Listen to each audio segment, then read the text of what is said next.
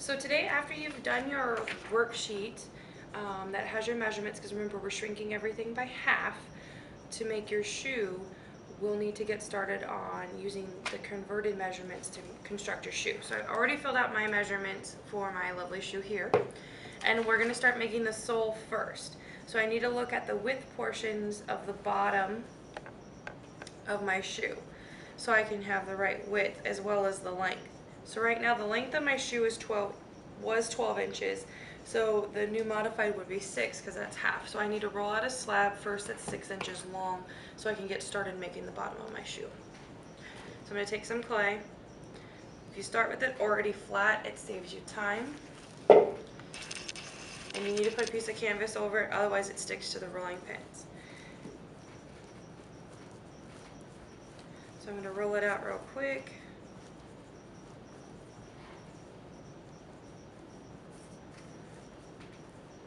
So it's the right thickness.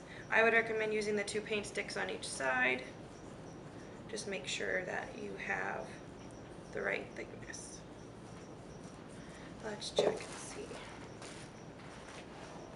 I'm pretty good at rolling, so most of mine is almost there. Except for that area. But this part is what I'm looking for. So I need to measure it out 6 inches. So remember, when you're measuring, you start at 0, not at the end of the ruler. So I make a little mark on my ruler where 0 is, and then I'm going to measure out 6 and make a little mark. So then I know this point to this point is the length of my miniature shoe. Then I need to look at the width, and the width number 1 on the chart refers to the back of the shoe. So the back of my shoe, the conversion is 1.25 inches. So I need to make sure the back width of my new little sole is 1.25 inches. So I'm going to go from where my mark is, and I'm just going to put it in the middle. I'm going to mark where 0 is, and 1.25, which is halfway between 1 and half. So you need to get the 1.25 right in the middle. So then from here to here is the back width of my shoe. Then I need to come in halfway, so what's half of 6 is 3. So I'm going to measure in 3 and make a mark. And that's the center part of my shoe, which is width number 2, which was 1.62, so a little bit over 1.5.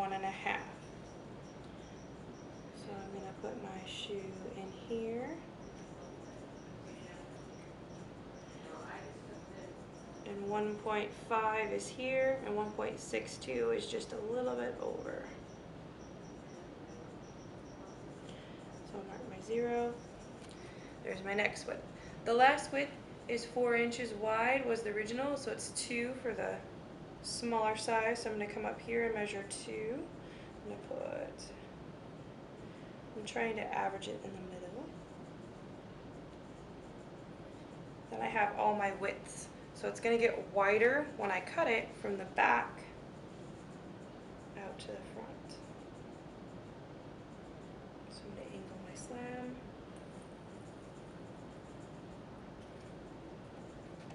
And I'm going to cut it with all the new widths. I'm still going to cut it square, and then I'll round my ends after I've cut out my slab. But it's already going to be pre-angled, so I don't have to worry about my widths per se, because they're already correct.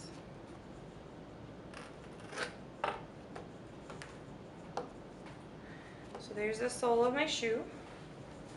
Now I have to shape the sole of my shoe so it starts getting these curvatures. Even though I have the measurements correct, I still need to round it out. It can't be square.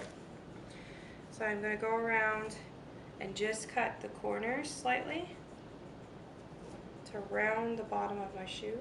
And then I'm going to shape, this is the back heel because it's the small narrow part. So I'm just going to pinch and use a little bit of water and smooth it out.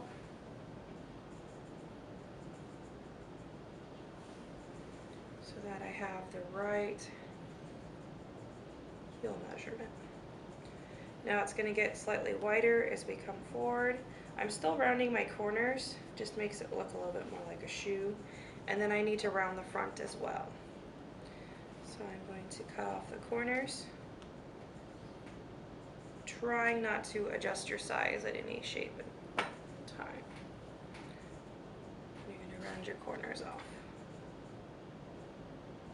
Now you need to look at your shoe and see if your shoe goes to the right or to the left. Depending on what shoe you have, you need to put your arch into the sole of your shoe. I have a right shoe, so I need to make sure that there's a curve in the middle for my sole. And I have a little one on the other side too, so I'll cut out a narrower section there. But this one's going to be wider because my shoe curves to the right.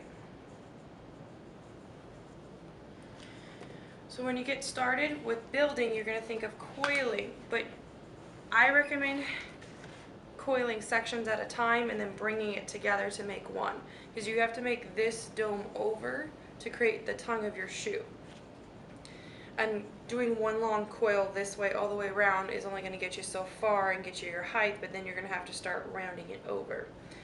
So we need to establish our first coil as well. So we're going to roll out some coils so we can get started. So now I'm ready to start coiling. I'm going to first coil one coil around to establish just a height row. So I'll go ahead and score my little base all the way around, just so I can establish some height. But I have to reference my handy little cheat sheet here so I can make sure that I have the right heights in the right spots. So you need to have your worksheet with you at all times. So I need to score my coil. I need to put slip.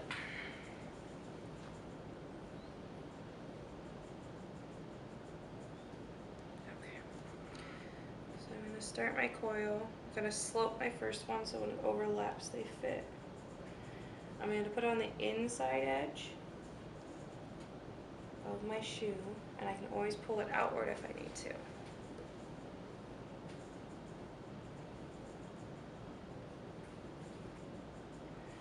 I'm going to slope it over.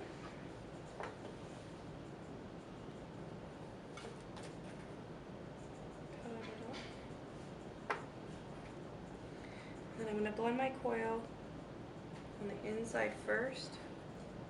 Okay, so I finished blending in the inside of my coil as well as the outside of my coil, and I'm ready to start the next steps. I also need to refer back to my measurements to make sure I don't exceed my height. Height number 3 was the toe height, and it's 0.5 inches, so I just need to check and see where I'm at before I add another coil to see how many more coils I need to add to get my 0.5. So I'm going to hold my ruler up and check, and right now I am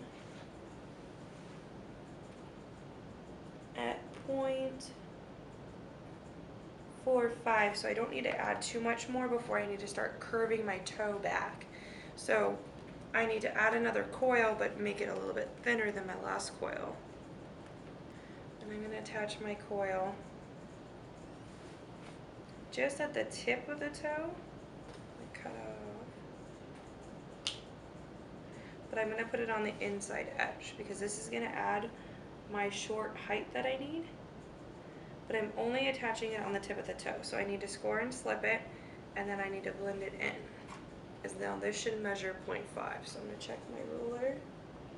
And yes, my height is now 0.5 at the tip of my shoe. So I'm going to add one more coil here to bring this back. Score. Notice I'm supporting the inside of my shoe with the inside with my left hand.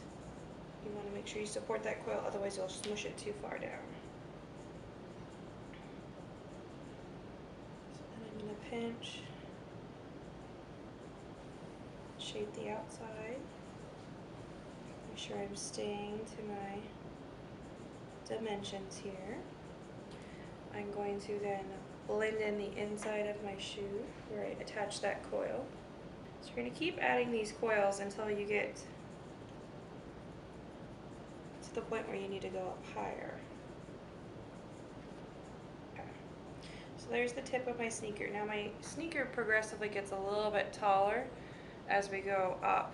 So I'm going to need to add, instead of putting the coil on the inside edge, I need to actually put it on the outside edge so it grows taller. So I'm going to go ahead and score this part of my shoe so I can grow to 1.62 inches. So I'm going to attach this coil to the outer edge so I can grow my height.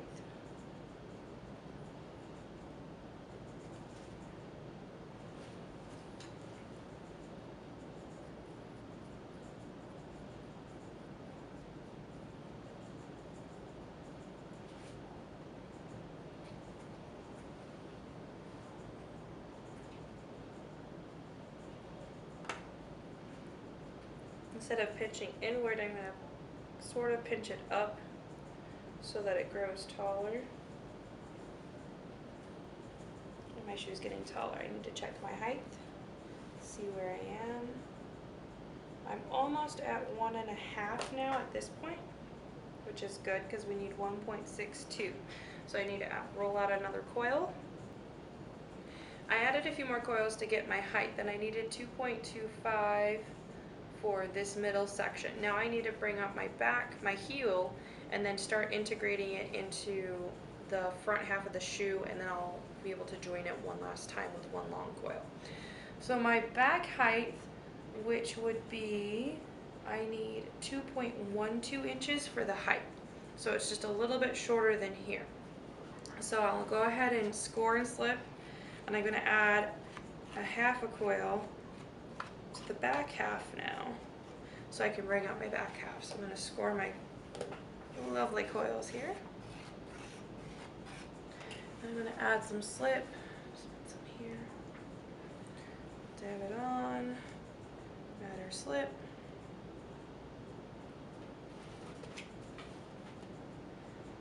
And we'll start where the arch of the shoe is at.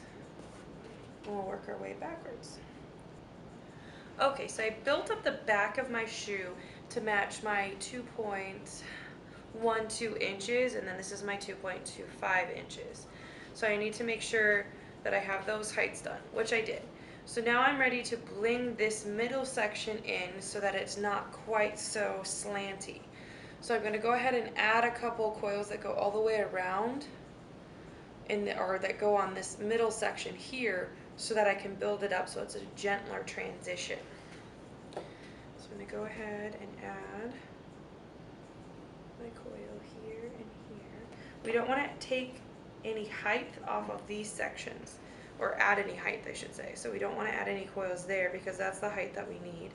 We just need to add some coils here in this middle section. But we do need to add a few more coils to this section of my shoe to bring it back some more. So I'm going to go ahead and add my transition pieces in here.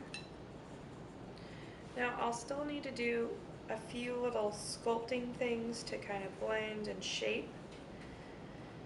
But this is the point where the bulk of your shoe has been sculpted. Now it doesn't look like my shoe yet because it's not, the details haven't been included in here, but I do have the bulk of my measurements plotted out, and I'm ready to go ahead and add the details. You're going to have to use the negative way of sculpting to add your details in there, so you can be carving it away. That's why I left my walls a little bit on the thicker side. They're 1/4 inch thick. I didn't make my coils super thin, so I wouldn't be able to carve my design into my shoe. I've already pre-shapened the tip of my toe. As you notice, the toe of your shoe lifts off.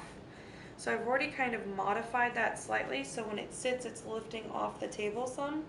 I'll have to play with it some more, so you can, while it's still plastic, I would get the bulk of your shaping and plotting out where you want things to go. Then you're going to go back and add all your details, like your Nike and all the different textures that you're going to have to add into your shoe, as well as the tongue of your shoe. When you're adding the tongue, you might have to add a small piece, but you're going to carve away some area in between so it gives you that depth in your shoe.